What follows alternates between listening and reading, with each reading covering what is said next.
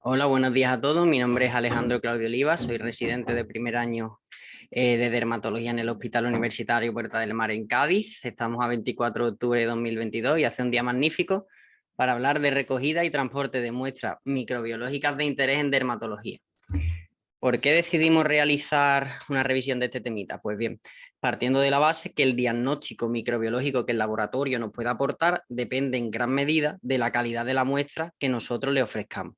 Una muestra mal tomada, pobremente recogida o en el recipiente erróneo condiciona errores diagnósticos y en consecuencia terapéuticos que pueden alterar la calidad asistencial.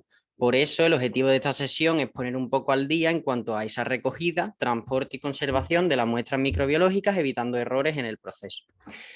Yo creo que todo el mundo nos habremos visto alguna vez en la situación de pensar con qué y dónde tomo yo ahora la muestra de este paciente.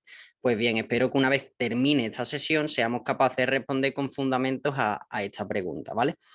Para aquellos a los que les cueste un poquito más, que sepan que en el petitorio de la prueba suelen chivarnos dónde tenemos que recoger la muestra. Esta es una de las que más solemos realizar nosotros, que es el triple cultivo de biopsia. Y como se observa ahí marcado en el cuadro rojo, pues nos dice que es el tubo verde con un líquido biológico en el pequeño, como luego veremos. Pero primero es lo primero, ¿vale? Cuando vayamos a solicitar una determinación, lo más importante es llevar a cabo el volante de petición, ¿vale? Hoy en día el volante de petición en cuanto a datos de filiación y administrativos es muy sencillo porque está todo automatizado por el DIRAYA.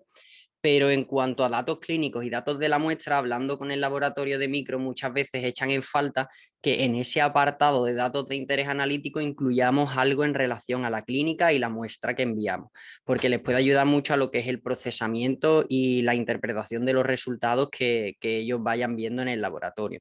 Entonces, incluir datos básicos como el inicio de los síntomas, el tipo de lesión, el diagnóstico más probable de presunción o el estado inmunitario del paciente les puede ayudar mucho, así como cuándo se tomó la muestra, dónde y qué tipo de muestra es, ¿vale? Dicho esto, una vez que hemos solicitado la determinación, tenemos que ser capaces de tomar adecuadamente la muestra. Y para ello he elaborado esta diapositiva que he denominado los 4 mandamientos a la hora de recogida de muestras, ¿vale?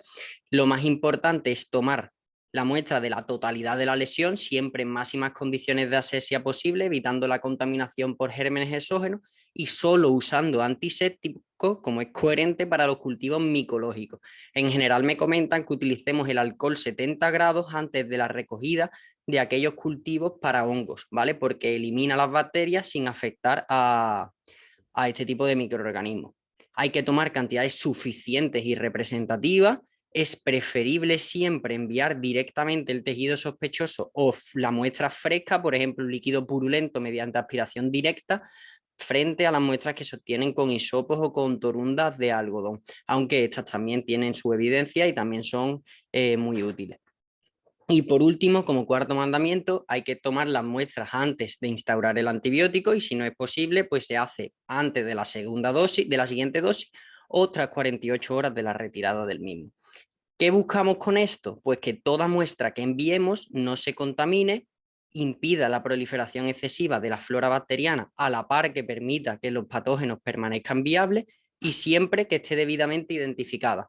Por ello, todas las muestras requieren siempre de material estéril adecuado, asociado a su volante de petición, siempre bien sellado, identificado con las etiquetas adhesivas que hoy en día enviamos, donde consta el laboratorio receptor y el laboratorio, o sea, el servicio solicitante y el laboratorio receptor, y un envío rápido al laboratorio, porque aunque haya medios que mantengan la estabilidad de la muestra más tiempo, en general se requiere un procesamiento rápido, ¿vale?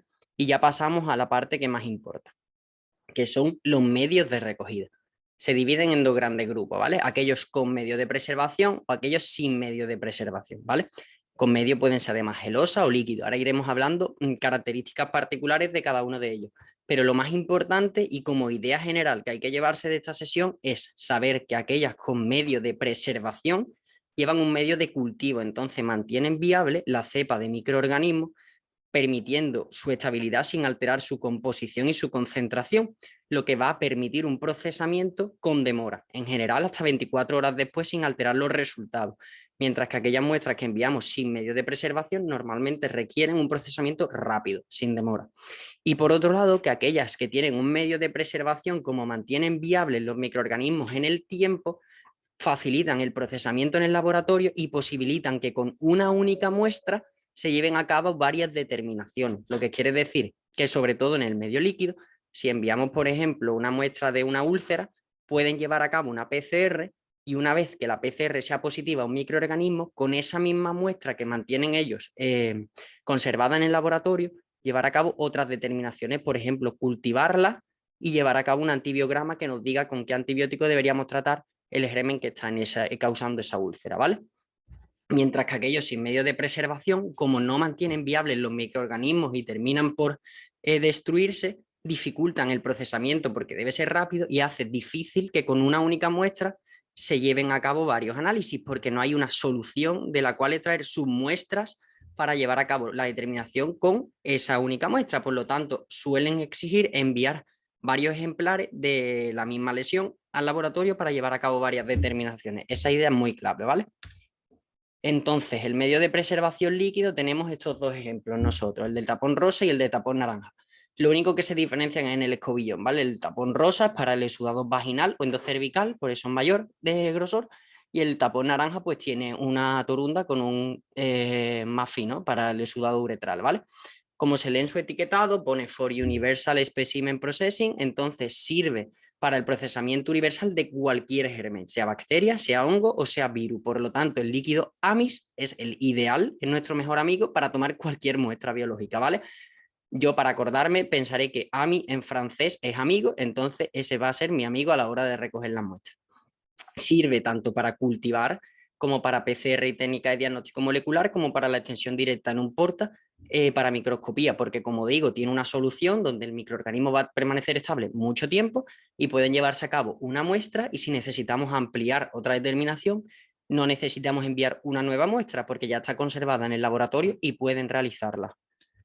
El medio de preservación gelosa es como su primo, pero al ser medio semisólido dificulta un poco la realización de varias determinaciones con la misma muestra. Se asemeja en eso un poco más a aquellos medios de transporte sin medio de preservación, pero en general reúne las mismas características que el medio líquido, ¿vale? Lo único que si queremos enviar para que nos hagan PCR y, por ejemplo, cultivo con antibiogramas, pues recomiendan enviar 2 ejemplares de la misma muestra para facilitarle lo que es el procesamiento en el laboratorio.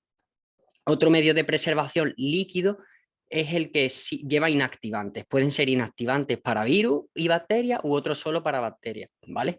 Estos, aunque en su etiquetado muchas veces pone Universal Transport Medium, es decir, medio de transporte universal, no son tan buenos amigos como el líquido AMIS, porque los inactivantes lisan los microorganismos y mantienen estables los ácidos nucleicos. Es decir, es muy bueno en el sentido de que mantiene estable el ácido nucleico para llevar a cabo PCR de esa muestra a largo plazo, incluso una semana después, pero al lisar el microorganismo, como es lógico, no vale para técnicas de extensión directa ni para cultivos y antibiogramas, solo sirven, por tanto, para PCR, ¿vale? Aquellos sin medio de preservación no dejan de ser tubos de polipropileno donde se almacena el escobillón o directamente la muestra tisular y lo mantiene estéril. Problema, que no tiene un medio de cultivo que mantenga viable el germen, por lo tanto exigen un procesamiento rápido. Y aparte, como no existe medio, espero que haya quedado claro que no se puede llevar a cabo, perdón, ahora cómo se le da para atrás. Eso, que espero que haya quedado claro que no se puede llevar a cabo otra determinación con esa misma muestra. Por lo tanto, una muestra es una determinación. En general, ¿para qué sí sirven? Para las PCR, porque nos da igual que el microorganismo se destruya y no sea viable, porque el ácido nucleico se mantiene y se puede llevar a cabo la PCR. Por lo tanto, idealmente, para PCR de virus, por ejemplo, papiloma humano en lesiones anogenitales o las viruelas del mono, como hicimos de forma dirigida en las pseudopústulas en los casos del brote epidémico, pues tiene bastante utilidad. Como curiosidad, no deja de ser un recipiente estéril, se pueden utilizar otros similares, por ejemplo, los tarros donde se recoge la orina, otros líquidos orgánicos o los mismos de anatomía patológica, evidentemente sin dispensar el formol, puede ser usado para el envío de muestras tisulares. Es más, desde el laboratorio de microbiología nos insisten que esto es importante a que cuando enviemos muestras tisulares pequeñas como biopsia punch de 3 milímetros, muchas veces cuando hacemos un punch de 8 milímetros y lo seccionamos en dos partes y enviamos una de ellas en la placa Petri con gasa húmeda, nos insisten que sería mejor enviarlas en, por ejemplo, este tubo pequeño de tapón verde con un poco de suero salino fisiológico, que si recordáis es el chivato que nos decía el petitorio cuando llevamos a cabo el triple cultivo, porque en la gasa húmeda muchas veces se entrelía con las fibras de la misma y puede dar lugar a desechar parte de la muestra. Y por último, otras sin medio de preservación conocidas por todos son las que podéis ver en imagen: placas Petri, los tarros de anatomía patológica, líquido orgánico, la jeringa. Sirven para la utilidad el envío de uñas, de pelos, de escamas, de tejidos directos o de líquidos, ¿vale? Como ya he ido explicando. Dos particularidades importantes. Desde el laboratorio también nos dicen que las uñas agradecerían enormemente que seccionáramos en 2 o 3 partes antes de su envío, porque ellos no cuentan en el laboratorio con el instrumental quirúrgico que nosotros sí disponemos para seccionarlas a la hora de facilitarles el procesamiento. Y muchas veces desechan parte de las uñas porque las destrozan al intentar cortarlas. Respecto al cultivo de escamas, nos insisten en que saben que puede ser difícil, pero tenemos que llevar mucha más escamas, tenemos que ser más generosos en el raspado porque muchas se adhieren al fondo de la placa de Petri y se desaprovechan, y que probemos también que aquellas lesiones que tienen líquidos purulentos enviemos el aspirado directo por medio de una aguja estéril y llevemos la jeringuilla de forma directa. Entonces, como unos pequeños consejos para llevar a casa, yo creo que el fundamental es que si no sabemos dónde ni con qué, tomemos la muestra en el líquido AMI, que es sin duda alguna el mejor. Y en breve resumen, para el cultivo, el medio líquido, como decimos, en general no muestras secas porque siguen un procesamiento muy rápido. Las puntualidades que hemos hablado importantes con micros, ya os la he dicho respecto a las uñas, las escamas y el tejido, que debe enviarse en el tubo con un poquito de suero y no en la gasa húmeda.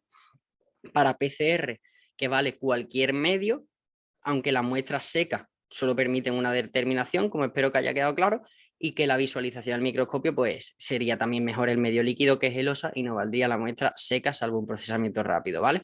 Entonces espero que esas dudas que hay veces que tenemos a la hora de dónde tomar la muestra, hoy en día seamos capaces de responderlas con fundamentos. Así que nada, muchas gracias y espero que os haya gustado.